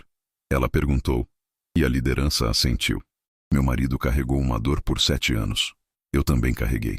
Mas carregamos separados, sozinhos, achando que proteger um ao outro era amor, quando na verdade era isolamento. Ela olhou ao redor da sala. O luto não é fraqueza. É parte da jornada humana. Ninguém escolhe perder um filho. E ninguém tem manual de instruções sobre como lidar com isso. Ela se virou para Ronaldo. O Senhor está julgando meu marido por ser humano, por sangrar, por chorar, por ter levado tempo para processar a perda mais devastadora que alguém pode enfrentar. Mas ser humano não o desqualifica como pastor. Na verdade, é exatamente o que faz dele um pastor verdadeiro. Porque ele entende dor. Porque ele não finge estar acima das lutas que todos nós enfrentamos. Vilma se levantou em seguida. Esta igreja cresceu em compaixão desde aquele domingo. Vários membros se sentiram encorajados a compartilhar suas próprias dores. Dona Eunice finalmente falou sobre Roberto. Outros também abriram feridas antigas. Pela primeira vez em anos, somos uma comunidade genuína, não apenas pessoas fingindo estar bem. E isso aconteceu porque nosso pastor teve coragem de ser real. Celso se levantou, sua voz grave ecoando pela sala. Eu voltei para esta igreja justamente porque vi verdade no pastor Joaquim. Vi um homem de Deus sendo genuinamente humano. Passei anos longe porque só via hipocrisia. E agora vocês querem expulsá-lo por exatamente aquilo que me salvou? Dona Eunice pediu para falar. Levantou-se devagar, apoiada na bengala. Guardei minha dor por 20 anos. 20 anos sozinha com o peso de perder Roberto. E só consegui liberar esse peso quando vi o pastor Joaquim ter coragem de expor sua própria ferida. Ele me ensinou mais com sua dor real do que com 1000 sermões bonitos. E então Rodrigo se levantou. Rodrigo, que estava ao lado de Ronaldo até então. Todos olharam surpresos. Ele respirou fundo, a voz embargada. Eu estava errado. Completamente errado. Ele olhou para mim. Pastor, me perdoe. Eu julguei o senhor porque tinha medo. Medo de reconhecer minha própria incapacidade de lidar com emoções. Medo de admitir que também sou frágil. Que também tenho feridas. Ele olhou para Camila, que chorava. Quase perdi meu casamento por causa dessa rigidez. Minha esposa me fez ver que confundi força com frieza. Que não há coragem em esconder emoções, mas em enfrentá-las. Rodrigo se virou para Ronaldo. Retiro meu apoio. O senhor não está defendendo a igreja. Está defendendo sua própria incapacidade de sentir compaixão. Outros membros começaram a se manifestar. Um por um. A maioria defendendo minha permanência. Contando como minha vulnerabilidade os tinha tocado. Os tinha libertado para serem mais honestos sobre suas próprias lutas. A maré tinha virado completamente contra Ronaldo. Quando chegou a hora da votação, a liderança nem precisou contar muito tempo. A maioria esmagadora votou pela minha permanência. Mas não apenas isso. Alguém levantou a questão sobre Ronaldo, sobre sua falta de misericórdia, sobre seu julgamento cruel, sobre sua tentativa manipuladora de tomar controle da igreja. A liderança votou pelo afastamento de Ronaldo do corpo de diáconos. Alegaram que sua dureza, sua incapacidade de demonstrar compaixão, sua campanha velada e depois aberta contra o pastor, não eram compatíveis com liderança cristã. Ronaldo ficou de pé, sozinho, isolado. Seu rosto estava vermelho, mas ele manteve a postura ereta. Sem dizer uma palavra, ele pegou sua Bíblia e saiu da sala. Vi ele atravessar a porta, as costas rígidas, a cabeça erguida, mas completamente sozinho. Senti compaixão misturada com alívio. Compaixão porque percebi que Ronaldo carregava suas próprias feridas não curadas. Feridas que o tornaram incapaz de sentir empatia por alguém como eu. Alívio porque a ameaça tinha acabado. A tempestade tinha passado. A igreja me abraçou. Literalmente. Pessoas vieram até mim, chorando, pedindo perdão por terem duvidado, agradecendo por eu ter permanecido. Marta me abraçou forte, sussurrando no meu ouvido que estava orgulhosa. Vilma chorava de alívio. Celso apertou minha mão com força, sem dizer nada, mas o aperto disse tudo. Aquela não foi apenas uma vitória política. Foi espiritual, emocional. A igreja tinha escolhido compaixão sobre rigidez, humanidade sobre perfeição aparente, verdade sobre fachada. E eu tinha sobrevivido ao meu maior medo, o medo de ser exposto e rejeitado. Fui exposto, mas não rejeitado. Pelo contrário, fui abraçado em minha fragilidade. Com Ronaldo fora e o apoio da igreja restaurado, finalmente pude fazer o que Marta havia sugerido semanas antes. Transformar o quarto de Samuel. Mas descobri que transformar um quarto era muito mais difícil do que imaginava. A igreja não me deixou fazer isso sozinho. Quando Marta e eu anunciamos que íamos começar a reorganizar o quarto de Samuel, várias pessoas se ofereceram para ajudar. Não para apressar o processo, mas para estar presente, para testemunhar, para segurar nossa mão quando ficasse pesado demais. Começamos numa manhã de sábado. Vilma chegou cedo com outras 3 irmãs. Trouxeram caixas, papel de embrulho, fita adesiva. Celso veio com João para ajudar a mover móveis se fosse necessário. Dona Eunice se sentou numa cadeira no corredor, dizendo que estaria ali caso precisássemos dela. Entramos no quarto devagar. O cheiro de mofo tinha diminuído um pouco desde que deixamos a porta aberta nas últimas semanas. A luz do sol entrava pela janela, iluminando a poeira que ainda dançava no ar. Cada gaveta aberta desencadeava memórias. Peguei um carrinho vermelho que Samuel amava. Lembrei dele empurrando pela sala, fazendo barulhos de motor. Minhas mãos tremeram. Marta colocou a mão no meu ombro. Devagar, amor. Não temos pressa. Vilma embrulhava os brinquedos com cuidado, tratando cada um como se fosse precioso. E eram preciosos. Não pelo valor material, mas pelo que representavam. Decidimos doar a maioria para crianças da igreja que precisavam. A ideia de que as coisas de Samuel trariam alegria para outros nos confortava. Sentíamos que ele ficaria feliz com isso. Mas o processo era muito mais difícil do que imaginei. Alguns dias conseguíamos separar vários itens. Outros dias, eu entrava no quarto e não conseguia tocar em nada. Ficava apenas sentado na cama, segurando o ursinho de pelúcia, chorando. Houve um dia específico em que Marta pegou um casaco pequeno de inverno, azul escuro com capuz. Samuel o usava quando fazia frio. Ela abraçou o casaco contra o peito e começou a chorar intensamente. Não consigo, Joaquim. Não consigo dar esse. Por favor. Entendi completamente. Peguei o casaco das mãos dela com cuidado e coloquei numa caixa separada. Uma caixa especial para coisas que ainda não estávamos prontos para liberar. O casaco, alguns desenhos, o cobertor do Snoopy. E tudo bem. Não havia pressa. Não havia regras sobre como fazer luto. O trabalho avançava aos poucos, ao longo de semanas que se tornaram meses. Vilma e as irmãs vinham regularmente, sempre respeitosas, sempre pacientes. Dona Eunice continuava vindo, sentando-se no corredor, oferecendo palavras sábias quando hesitávamos. Ela dizia coisas simples, mas profundas. Honrar não é preservar tudo igual. É lembrar com amor, não com dor que paralisa. Celso ajudou a desmontar a escrivaninha quando decidimos que o quarto seria transformado em quarto de hóspedes. João ajudou a pintar as paredes de uma cor neutra, cobrindo o azul claro que Samuel tinha escolhido anos atrás. Cada pincelada era difícil, mas necessária.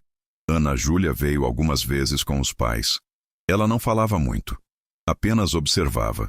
Sentava-se no corredor com seu caderno de desenho. Sandra sempre perguntava se estávamos bem, se precisávamos de algo. João trabalhava em silêncio, mas sua presença era reconfortante. Numa dessas visitas, Ana Júlia me entregou um desenho. Era uma família de 3 pessoas desenhadas com traços simples. Pai, mãe e um menino de mãos dadas. E acima deles, nas nuvens feitas com algodão colado no papel, outro menino sorrindo. Embaixo estava escrito com letra infantil caprichada: Samuel está feliz. Segurei o desenho e desmoronei de novo. Mas dessa vez a dor era diferente. Não era dor que me destruía. Era saudade misturada com gratidão. Gratidão pelos 10 anos que tive com Samuel. Gratidão por ele ter existido. Gratidão pela esperança de que um dia, pela graça de Deus, eu o veria novamente. Gradualmente, o quarto foi se transformando. Decidimos manter uma prateleira pequena com os livros favoritos de Samuel. Uma moldura com foto dele sorrindo, tirada poucos meses antes de adoecer. O ursinho de pelúcia ficou num canto especial, sentado numa cadeirinha pequena. Memórias preservadas, mas não de forma sufocante. O resto do quarto virou espaço funcional. Uma cama de casal para hóspedes. Um armário simples. Cortinas novas. Não era mais um mausoléu de dor. Era um espaço onde memórias conviviam com vida presente. Num dos últimos dias de reorganização, Ana Júlia entrou no quarto transformado. Olhou ao redor devagar, observando cada detalhe. Então ela sorriu e disse com aquela simplicidade dela: agora não dói mais. Olhei ao redor. Ela estava certa. Entrar naquele quarto não me destruía mais. Ainda doía, sim. A saudade continuava. Mas era a saudade que eu conseguia carregar. Não era peso que me esmagava e impedia de viver. Entendi que transformar o quarto foi, na verdade, transformar minha própria relação com a perda. Aprendi que honrar Samuel não significava preservar tudo exatamente como estava. Significava carregar a memória dele de forma que me permitisse continuar vivendo. Amar sua lembrança sem ser destruído por sua ausência. Marta e eu ficamos parados na porta do quarto numa tarde, Depois que todos tinham ido embora, olhamos para o espaço transformado de mãos dadas. Você acha que fizemos certo? Ela perguntou baixinho. Acho que fizemos o necessário. Respondi. Samuel não ia querer que a gente vivesse preso no passado. Ele ia querer que a gente lembrasse dele com um sorriso, não apenas com lágrimas. Marta encostou a cabeça no meu ombro. Ainda sinto falta dele todos os dias. Eu também. E sempre vou sentir. Mas agora a falta não me paralisa mais. Fechamos a porta do quarto naquela noite. Mas não trancamos. Nunca mais tranquei aquela porta. Ela ficava apenas encostada, podendo ser aberta a qualquer momento. Símbolo pequeno, mas poderoso de que eu não estava mais escondendo. Não estava mais fugindo. Estava apenas vivendo, carregando minha história, minha dor, minha saudade, mas também minha esperança. Sentamos juntos na sala, exaustos, mas em paz. Pela primeira vez em anos, quando olhei para o corredor que levava àquele quarto, não senti medo. Não senti culpa paralisante. Senti apenas uma paz suave. Samuel estava no céu. Nós estávamos aqui. E um dia, pela misericórdia de Deus, estaríamos juntos de novo. Mas a verdadeira transformação não aconteceu no quarto. Aconteceu em mim. E só percebi isso completamente anos depois, quando finalmente consegui olhar para trás e entender tudo que Deus fez. Estou sentado aqui na varanda de novo, no mesmo lugar onde comecei a contar essa história. Marta acabou de trazer café fresco, o cheiro reconfortante enchendo o ar da tarde. Tenho 77 anos agora. Meu cabelo está completamente branco. Minhas mãos têm manchas da idade. Meu corpo cansa mais rápido. Mas meu coração está em paz de um jeito que nunca esteve antes daquele domingo de 2001. Continuei pastoreando aquela igreja por mais uma década depois da reunião. Foram anos bons. Meu ministério amadureceu de formas que eu nunca imaginei. Aprendi que líderes não precisam ser perfeitos. Só precisam ser genuínos. Aprendi que vulnerabilidade não é fraqueza, mas coragem de ser real. E descobri que as pessoas não precisam de pastores sem feridas. Precisam de pastores que aprenderam a sangrar e ainda assim continuar caminhando. O casamento com Marta foi restaurado de forma profunda.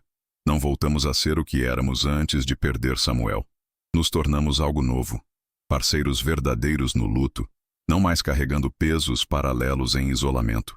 A intimidade emocional que desenvolvemos depois de abrirmos nossas culpas mútuas transformou completamente nosso relacionamento.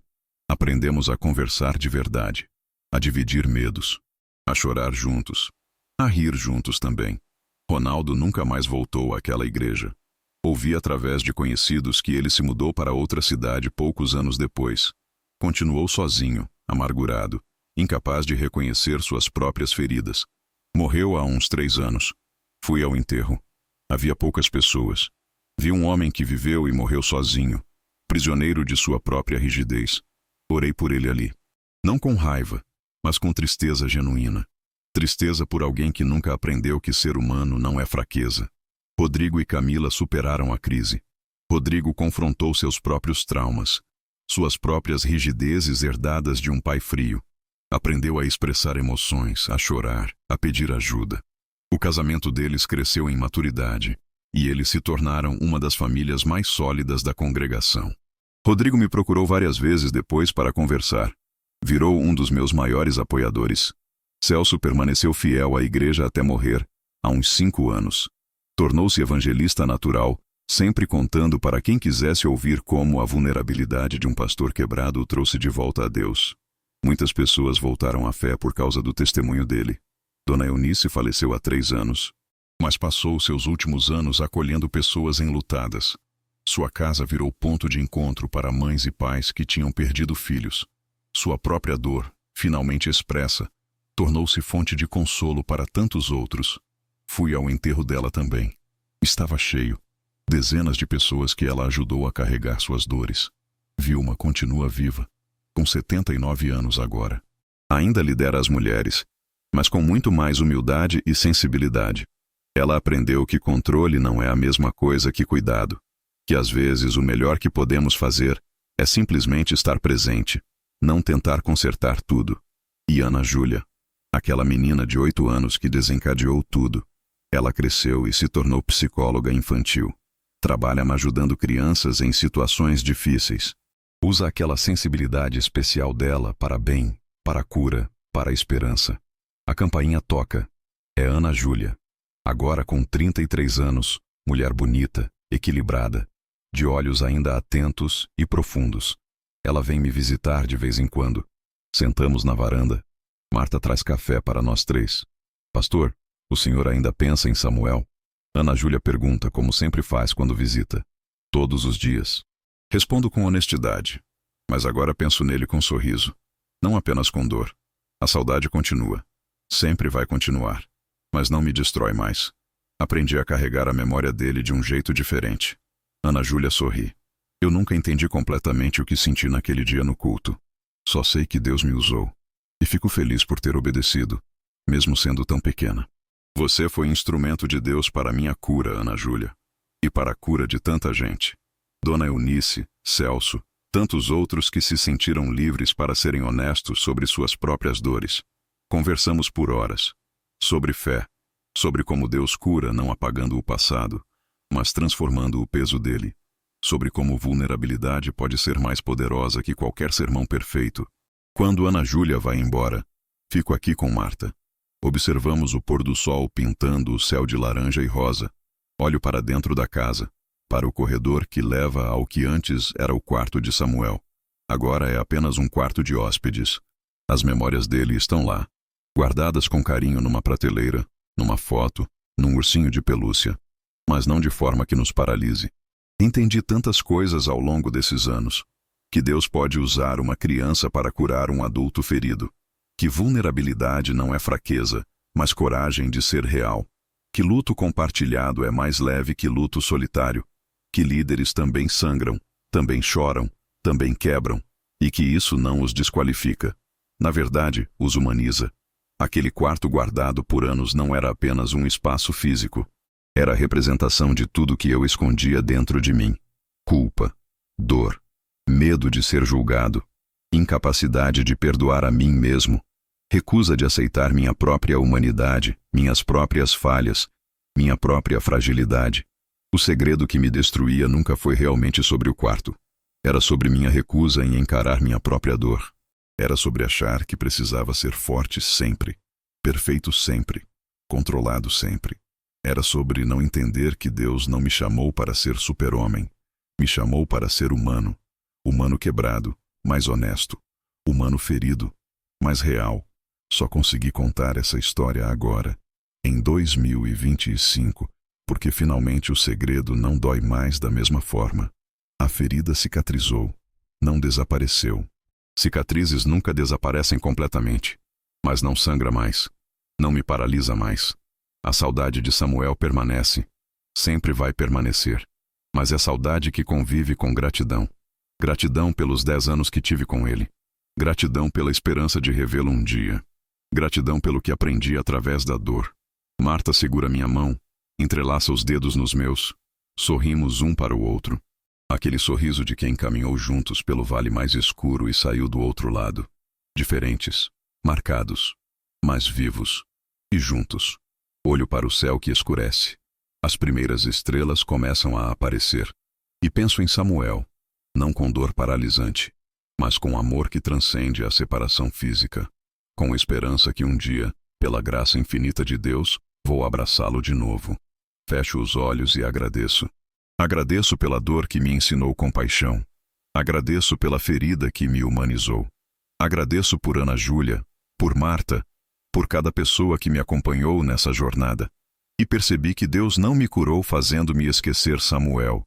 Ele me curou ensinando-me a lembrar sem afundar. Antes de encerrarmos, quero pedir que se juntem a mim em oração por alguém muito especial. A irmã Isaura está passando por um momento difícil em seu casamento. Ela tem 68 anos e está há 51 anos casada e enfrenta desafios que têm pesado em seu coração. Peço que todos vocês incluam a irmã Isaura em suas orações. Ore pela restauração do casamento dela, pela sabedoria para enfrentar este momento e para o Senhor tragar paz, cura e renovação para essa união que já dura tantos anos. Que Deus fortaleça o coração da irmã Isaura e ilumine o caminho do casal. A oração tem poder E quando nos unimos em fé, o Senhor ouve e age. Incluam a irmã Isaura nas orações de vocês. Se essa história tocou seu coração, irmão, irmã, eu peço que você se inscreva no canal, deixe seu like e compartilhe com alguém que precisa ouvir essa história de cura. Que Deus abençoe você. A paz do Senhor.